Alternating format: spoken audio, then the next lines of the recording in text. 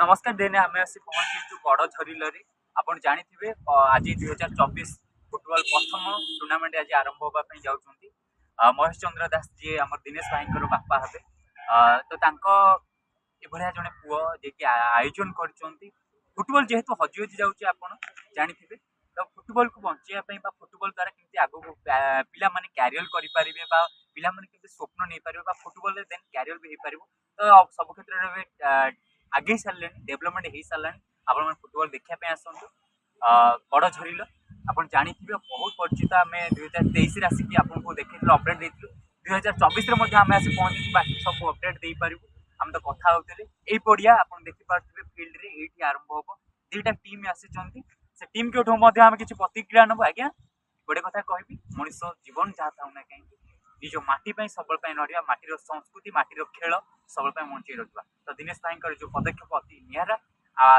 चलापथा कुसुमित हो से जगन्नाथ नाइनी जी कि बापा स्वप्न को आगे नहीं बापा तो बहुत परिचित आज्ञा फुटबॉल टूर्नामेंट बड़झिल ग्राम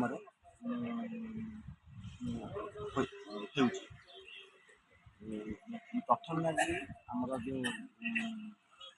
स्वर्णदेवी एफसी और बेलेश्वर एफसी अनुष्ठित होगा बेलेश्वर एफसी जोगदेनी तेणुक आम मैंने बहुत दुखित जोटा समस्ते समस्ते आमर जो पाख सब दुकान बजार सब आसते मन भी दुखित ये जो खेल सब प्लेयर मान मन उत्साहित होता गोटे असुविधा हो गला केमती लगे ठीक खेल एत बड़ा आयोजन अच्छा अच्छा दिनेश भाई विषय कौन कहे जो तीन पुआ आगू जारी रखी दिनेश भाई तो माने कोटिक गोटे दिनेश से सामकाली पूजा पूजा से दायित्व प्रेसिडेंट दायित्व से माने से सांस्कृतिक कार्यक्रम बंचाई रखी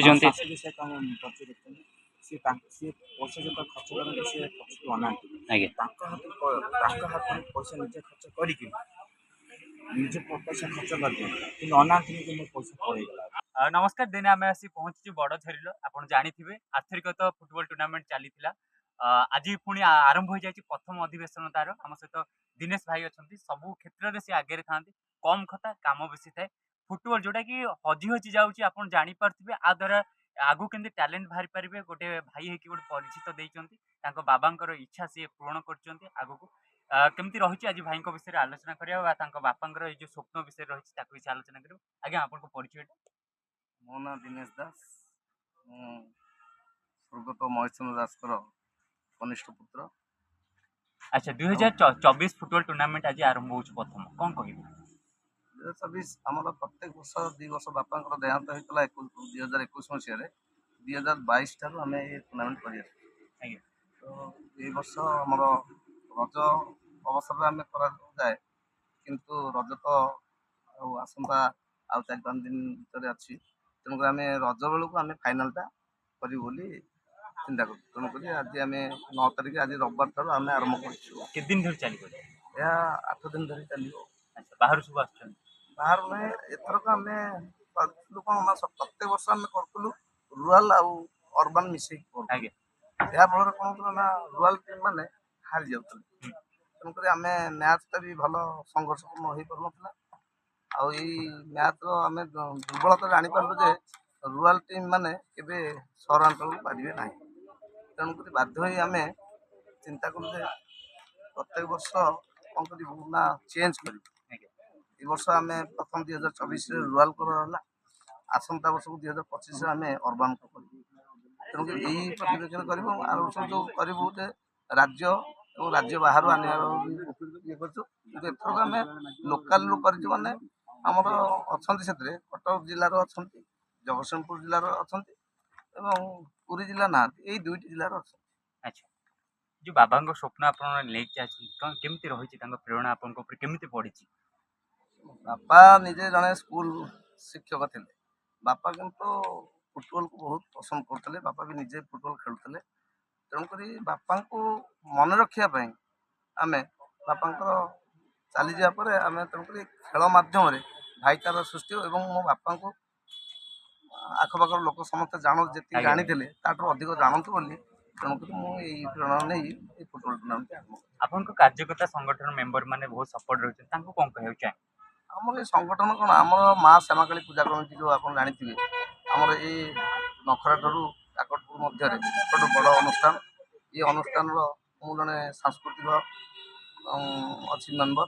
ତେଣୁକରି ଏଇ ସାଂସ୍କୃତିକ ମେମ୍ବରରେ ମୁଁ ସବୁବେଳେ ଆଗୁଆ ଜିନିଷ କାର୍ଯ୍ୟକ୍ରମରେ ମୁଁ ଭାଗ ନିଏ ଏବଂ ସବୁ ମୋ ମାଧ୍ୟମରେ ମାଆଙ୍କର ସେତିକି ଆଶୀର୍ବାଦ ତେଣୁ ମା ମୋତେ ଦେଇଛନ୍ତି ଯେ କି ମୁଁ ସେଇ ଆଶୀର୍ବାଦ ବଳରେ ମୁଁ ସବୁ କାର୍ଯ୍ୟକ୍ରମରେ ଆଗରେ ରହିଥାଏ। ତେଣୁକରି ଫୁଟବଲ ଖେଳରେ ଆମ ଟୋଟାଲ ମା ଶ୍ୟାମାକାଳୀ କଲଚରାଲ ଆସୋସିଏସନ ସହଯୋଗ କରୁଛି। ଏଥିରେ ଯେଉଁମାନେ ସବୁ ମେମ୍ବର ଅଛନ୍ତି ଏବଂ ଗ୍ରାମର ସମସ୍ତ ସଭ୍ୟବୃନ୍ଦ ହୁଅନ୍ତୁ କି ଗ୍ରାମର ସମସ୍ତ ଲୋକ ହୁଅନ୍ତୁ ସମସ୍ତଙ୍କର ଏଥିରେ ଉତ୍ସାହ ଅଛି, ଆଗ୍ରହ ଅଛି ଏବଂ ସାହାଯ୍ୟ ବି ଅଛି। ଆଜି ପ୍ରଥମେ କୋଉ ଟିମ୍ ଖେଳିବେ, କୋଉ ଜାଗାରେ? ଏଥିରେ ପ୍ରଥମେ ଆମର 42 ମୌଜାର ବଉଳକୁଦ ଆଉ ଭର୍ସେସ୍ ବାରଙ୍ଗ ବ୍ଲକ ଏରିଆର ଆମର ବେଲବଛିଆ ଟିମ୍ ମଧ୍ୟରେ ହେବ। କ'ଣ କହିବାକୁ ଚାହିଁବେ ତାଙ୍କୁ ଆଜି? ତାଙ୍କୁ ଉଭୟ ଦଳଙ୍କୁ ଆମେ ଶାନ୍ତି ଶୃଙ୍ଖଳା ଭାବରେ କିପରି ମ୍ୟାଚ୍ଟି ହେବ ଏବଂ ଭାଇଚାରା ନେଇକି ସୃଷ୍ଟି ହେବ। ତେଣୁ କିଏ ଜିତି ବାହାରିବ ହାର ଜିତ ତ ଲାଗି ରହିଛି। ତେଣୁ ଏଥିରେ ସେମାନେ ମନୋଭାବ ନ ରଖି ଭାଇଚାରା ସୃଷ୍ଟି କରି କେମିତି ଖେଳ ପ୍ରଦର୍ଶନ କରିବେ ସେଇଟା ମୁଁ ଆଶା କରେ। ତ ଆମେ ଦିନେଶ ଭାଇଙ୍କ ସହିତ କଥା ହେଉଥିଲୁ। ମହେଶ ଚନ୍ଦ୍ର ଦାସ ଯିଏ ତାଙ୍କ ବାପାଙ୍କ ସ୍ୱପ୍ନ ନେଇକି ଆଗକୁ ଚାଲିଛନ୍ତି, ଏଭଳିଆ ପୁଅ ସବୁ ଜାଗାରେ ଥାଆନ୍ତୁ ଆଜ୍ଞା। ବାପାଙ୍କ ସ୍ୱପ୍ନ ଯେ ଏତେ ବାଟ ପହଞ୍ଚନ୍ତି। ଦିନେଶ ଭାଇ ଜଣେ ଜ୍ଞାନୀ ଗୁଣୀ ବିଜ୍ଞ ବ୍ୟକ୍ତି, ଏମିତି ମାଟିର ପାଇଁ ମାଟିର ଲଢ଼େଇ ପାଇଁ ଆଗକୁ ଜାରି ରଖିଛନ୍ତି। आज का फुटबॉल टूर्नामेंट कैसे लग रहा है? पहली बार आयोजन हो रहा है ना? अच्छा, और कुछ कहना चाहेंगे? और कुछ एंजॉय करेंगे? अच्छा, बहुत ज़्यादा प्यार कौन सा करता है, माँ करते हैं ना पिताजी? दोनों करते हैं। बड़े होकर क्या बनना चाहते हैं? डॉक्टर। अच्छा, कौन सी क्लास में पढ़ते हो? ମୁଁ ତ ବର୍ତ୍ତମାନ କହିବି ଯେ ଯେଉଁ ମହେଶ ଭାଇ ସ୍ୱର୍ଗତ ମହେଶ ଭାଇ ପ୍ରୋଗ୍ରାମଟା ବହୁତ ପ୍ରତିବର୍ଷ ମହେଶ ଚନ୍ଦ୍ର ମେମୋରିଆଲ ଫୁଟବଲ ଟୁର୍ଣ୍ଣାମେଣ୍ଟ ଏଇଟା ତ ଆଜି ନୁହଁ। ବର୍ତ୍ତମାନ ଯେହେତୁ ଗୋଟେ ଫୁଟବଲ ପ୍ରେମୀ ଥିଲେ ତାଙ୍କ ପୁଅ ପରିବାର ତାଙ୍କର ସ୍ମାରକୀ ଫୁଟବଲ ମ୍ୟାଚ୍ ଗୋଟେ ପ୍ରତିବର୍ଷ କରୁଛନ୍ତି। ବର୍ତ୍ତମାନ ସେ ପରିବାରକୁ ଧନ୍ୟବାଦ ଦେବା ଆଉ ଅଞ୍ଚଳବାସୀଙ୍କୁ ଧନ୍ୟବାଦ ଦେବା ଯେ ଫୁଟବଲ ଭଳିଆ ଗୋଟେ ଖେଳକୁ ଆମର ଯେହେତୁ ଚାରିପଟେ ଓଡ଼ିଶା ସାରା ନାହିଁ, ଇଣ୍ଡିଆ ସାରା ନାହିଁ, ଇଣ୍ଟରନ୍ୟାସନାଲ ଗୋଟେ ଫୋବିଆ ଚାଲିଛି କ୍ରିକେଟର, ତଥାପି ଲୋକ ଗ୍ରାମାଞ୍ଚଳରେ ରୁରାଲ ଏରିଆରେ ଫୁଟବଲ ଭଲ ପାଉଛନ୍ତି। ଆଉ ଏତେ ଲୋକ ବି ଏଠି ଯେଉଁ ଗ୍ୟାଦରିଂ ହେଇଛନ୍ତି ପ୍ରତିବର୍ଷ ତ ମୁଁ ଆସୁଛି, ମୋତେ ବହୁତ ଖୁସି ଲାଗୁଛି ଯେ ଫୁଟବଲଟା ହେଉଛି ରିଏଲ ଗେମ୍। ହକି ଗୋଟେ ରିଏଲ ଗେମ୍ ଯେଉଁଟାକି ଆପଣଙ୍କର ଯେଉଁମାନେ ଫିଜିକାଲର ପ୍ରତିଟି ଅଂଶ ସେଥିରେ ଯୋଡ଼ି ହେଇକି ରହୁଛି। Cricket is not like that. ଧନ୍ୟବାଦ ଦେଇ ପ୍ରଥମରେ ଏମିତି ଫୁଟବଲ ଖେଳ ହଉ ଗ୍ରାମାଞ୍ଚଳରେ, ସହରାଞ୍ଚଳରେ ତ ଫୁଟବଲ ଖେଳ ଆମେ ଦେଖୁଛୁ, କ୍ରିକେଟ ଦେଖୁଛୁ। ତ ଧନ୍ୟବାଦ ଦେଇଛି ପରିବାରକୁ, ତାଙ୍କ ପୁଅ ଦିନେଶ କେମିତି କରୁ, କେମିତି ଆଗକୁ ବଢ଼ୁ, ଏ ଟୁର୍ଣ୍ଣାମେଣ୍ଟଟା କେମିତି ରାଜ୍ୟସ୍ତରୀୟ ହଉ, ଜିଲ୍ଲାସ୍ତରୀୟ ଯେମିତି ଆମର ବ୍ଲକ ଲେବୁଲରେ ହେଉଛି, ଜିଲ୍ଲାସ୍ତରୀୟ ହଉ, ଜିଲ୍ଲାସ୍ତରୀୟ ଉପରେ ହଉଛି, ରାଜ୍ୟସ୍ତରୀୟ ହଉ।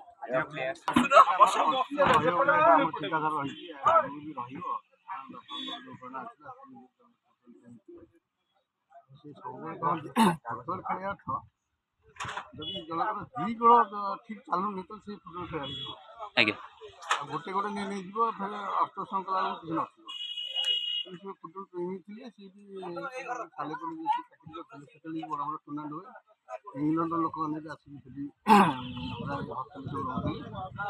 କହନ୍ତି ତାଙ୍କର ଯେଉଁ ଜଙ୍ଗଟା ବହୁତ ମାନେ କହନ୍ତି ବହୁତ ପ୍ରେରଣା, ମାନେ ସେମାନେ ଯେଉଁ ମାଂସ ଥାଆନ୍ତି ଯେଉଁଟାକି ଭାରତୀୟମାନେ ଏସବୁ ଯେହେତୁ ବିଶ୍ୱପ୍ରଧାନ ଦେଶ ଏସବୁ ତାଙ୍କୁ ଟୁର୍ଣ୍ଣାମେଣ୍ଟ ହେଉଛି ଫୁଟବଲ ଟୁର୍ଣ୍ଣାମେଣ୍ଟ।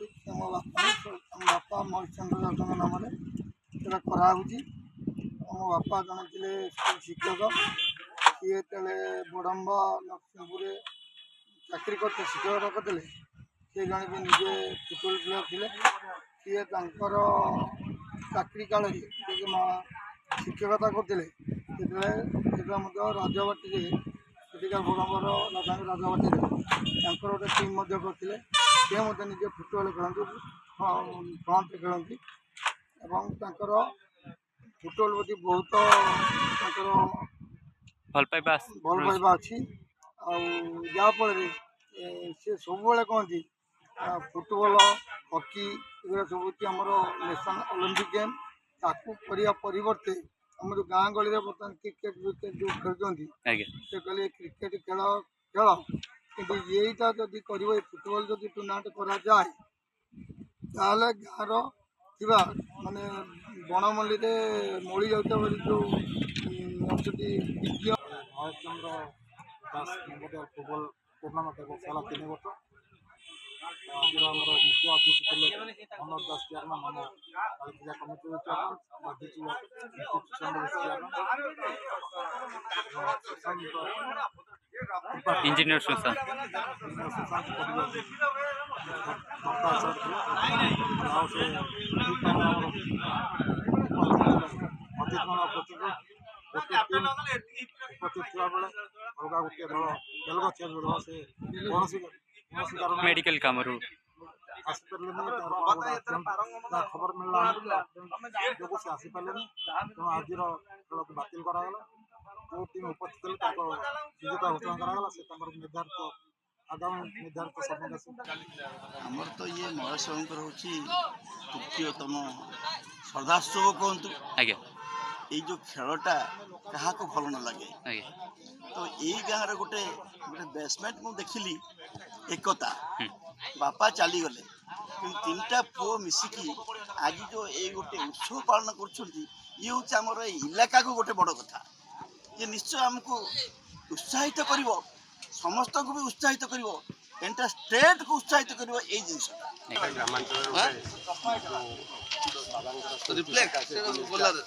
ମାନସ ଦାସ ଏବଂ ତାପସ ଦାସ ଯେଉଁ ପ୍ରକାର ଗୋଟେ କାର୍ଯ୍ୟକ୍ରମ କରୁଛନ୍ତି ଆଜି 3 ବର୍ଷ ହେଲାଣି, ବହୁତ ବଢ଼ିଆ ମାନେ ଜିନିଷଟା ଯେଉଁଟାକି ବାପାମାନେ ଆଜିକାଲି ବାପା ମାଙ୍କ ପାଇଁ କିଛି କରିବା, ସେଇଟା ହେଉଛି ଗୋଟେ ବଡ଼ ଉଚ୍ଚତମ ଚିନ୍ତାଧାରା। ଆଜ୍ଞା ଯାହା ହଉ ସେମାନେ ଏଟାକୁ ଆମର ଫୁଟବଲ ଟୁର୍ଣ୍ଣାମେଣ୍ଟଟା କରୁଛନ୍ତି, ଗୋଟେ ଗ୍ରାମାଞ୍ଚଳରେ ଏଇଟା ନିଶ୍ଚିତ ଭାବରେ